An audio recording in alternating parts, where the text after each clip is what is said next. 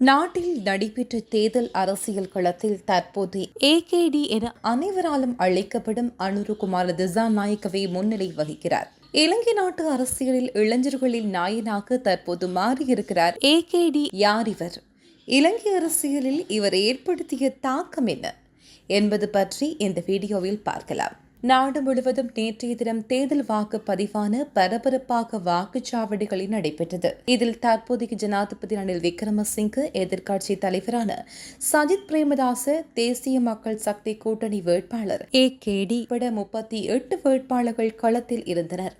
வாக்குப்பதிவுகள் முடிவடைந்து வாக்குகள் எண்ணப்பட்டு இன்று அதிகாலை முடிவுகள் வெளியாகும் என எதிர்பார்க்கப்பட்டது.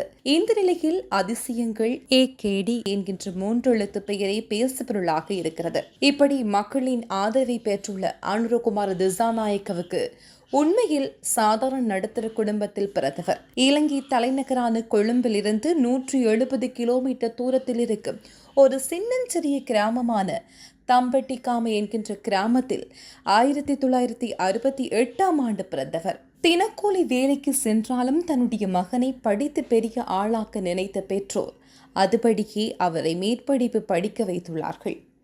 களனிய பல்கலைக்கழகத்தில் பட்டப்படிப்பை முடித்த இவர் தனது இளம் வயதிலேயே அரசியலில் ஆர்வம் காட்டத் தொடங்கியவர். 1987இல் ஜேவிபி கட்சியில் தன்னை இணைத்துக் கொண்டுள்ளார்.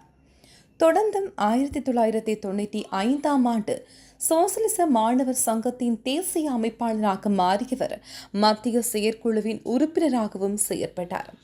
தொடர்ந்து 3 வருடங்களில் ஜேவிபியின் அரசியல் குழுவில் உறுப்பினராக மாறினார். 2000 ஆண்டில் மக்களவை உறுப்பினராக வென்றவர் இன்று வரை தோல்வியை காணாத தலைவராகவும் இருந்து வருகிறார். 14 ஆண்டுகள் அரசியல் வாழ்க்கையை அடுத்து 2014ஆம் ஆண்டு ஜேவிபியின் தலைவராகவும் மாறினார். ஏகேடி ஊழல் எதிர்ப்பு, நேர்மையான அரசாங்கம் என தனது கொள்கையால் முன்னேறிய வகுப்பை சார்ந்த மக்களை கடந்து எளிய மக்களின் நம்பிக்கை நாயனாக மாறியிருக்கிறார். எப்போதுமே இல்லாமல் கடந்த 2019ஆம் ஆண்டு தேர்தல் வேட்பாளராக நின்று ஏகேடி பெற்ற வாக்குகள் வெறும் 3.1% தான். ஆனால் நாட்டின் பொருளாதார நெருக்கடியால் ஏற்பட்ட புரட்சிக்கு ஏகேடி பெரும்புள்ளியாக இருந்த நிலையில் அதற்கு பின்பு அவருக்கு ஆதரவு நிலை பெருகியுள்ளது.